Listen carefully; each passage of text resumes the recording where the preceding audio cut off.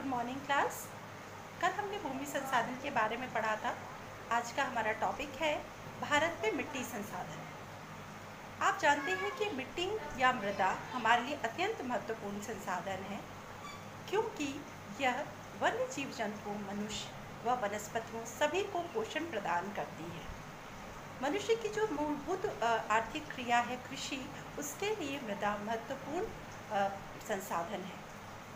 भारत में विभिन्न प्रकार के धरातलीय स्वरूप व जलवायु विविधता के कारण भिन्न भिन्न प्रकार की मिट्टियाँ पाई जाती हैं। भारत में मुख्य रूप से 6 प्रकार की मिट्टियाँ पाई जाती हैं, जिनके बारे में हम एक एक करके अध्ययन करेंगे।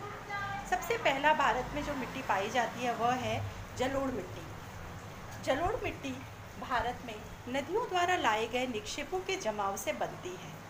भारत में उत्तर के विशाल मैदान में जलोढ़ मिट्टी का विस्तार है। यह मिट्टी ब्रह्मपुत्र, सिंधु व गंगा नदियों के द्वारा लाए गए निक्षेपों के जमाव से निर्मित हुई है। इस मिट्टी का विस्तार दक्षिण के तटीय क्षेत्रों में भी, पूर्वी व पश्चिमी तटीय क्षेत्रों में भी पाया जाता है।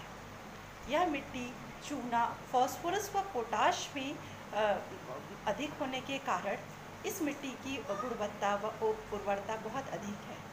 मुख्य रूप से भारत की जो मुख्य फसलें हैं गेहूँ, चावल, गन्ना, दलहन, उनके पैदावार के लिए जलोढ़ मिट्टी बहुत उपयुक्त सिद्ध होती है।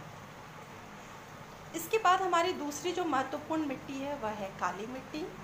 काली मिट्टी अपनी नमी धारण करने की क्षमता के कारण कपास की फसल के लिए बहुत उपयोगी है।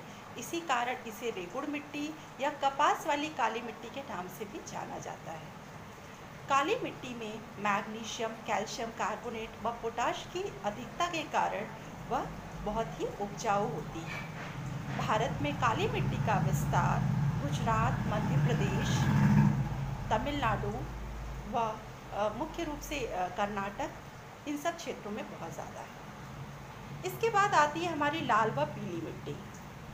लाल व पीली मिट्टी मुख्य रूप से उड़ीसा, छत्तीसगढ़, मध्य गंगा मैदान के दक्षिणी छोर व पश्चिमी घाट के पर्वतपदीय क्षेत्रों में पाई जाती है। इस मिट्टी का लाल रंग आग्नेय व कायांतरित चट्टानों में पाए जाने वाले लौहांशों के कारण होता है। यह मिट्टी मोटे अनाजों के लिए उत्पादन के लिए अनुकूल होती है।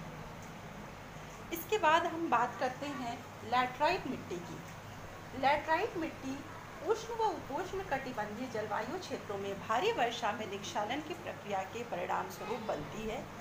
इस मिट्टी का विस्तार मुख्य रूप से दक्षिणी भारत में उड़ीसा, पश्चिम बंगाल व उत्तर पूर्वी राज्यों में पाया जाता है। यह मिट्टी मोटे अनाजों और विशेष रूप से काजू की उत्पादन के लिए बहुत महत्वपूर्ण होती है।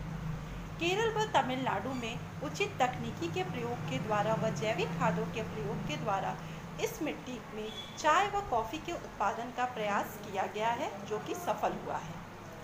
इसके बाद जो अगली मिट्टी जिसके बारे में हम बात करेंगे वो है मरुस्थलीय मिट्टी। और जैसा कि हम जानते हैं कि मुख्य रूप से इस मिट्टी का विस्तार भारत के उन क्षेत्रों में, पश्चिमी क्षेत्रों में जहाँ पर वर्षा बहुत कम होती है, वहाँ पर पाया जाता है। मरुस्थलीय मिट्टी में ह्यूमस की कमी होती है। मरुस्थलीय मिट्टी में जल धारण करने की क्षमता नहीं होती है, इस कारण वह कृषि के लिए उपयोगी नहीं होती है। यह मिट्टी एसिडिक होती है और साथ में इसमें लवण की मात्रा बहुत अधिक होती है। मरुस्थलीय मिट्टी का विस्तार राजस्थान के पश्चिमी क्षेत्रों व गुजरात के कुछ क्षेत्रों में पाया जाता है। इस मिट्टी में अगर हम सिंचाई के संसाधनों का उचित प्रयोग करें तो कृषि कार्य, मोटे अनाजों का उत्पादन हम कर सकते हैं। इसमें एक जो प्रयास किया भी गया है भारत सरकार के द्वारा, राजस्थान में इंदिरा गांधी नहर परियोजना के द्वारा सिंचाई करके कृषि कार्य करने का प्रयास किया गया है। इसके बाद हमारी अगली मिट्टी है पर्वतीय मिट्टी।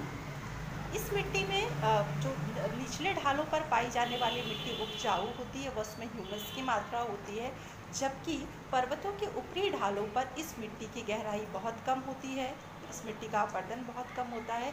इस कारण यह कृषि कार्य के लिए प्रयोग नहीं की जा सकती है। परंतु अगर हम निचले ढालों पर सोपानी कृषि या हम जिसे कहते हैं सीढ़ी नुमा कृषि व जैविक खादों के प्रयोग के द्वारा इस मिट्टी को उपयोगी बना सकते हैं। ये तो थी हमारी 6 प्रकार की मिट्टियाँ।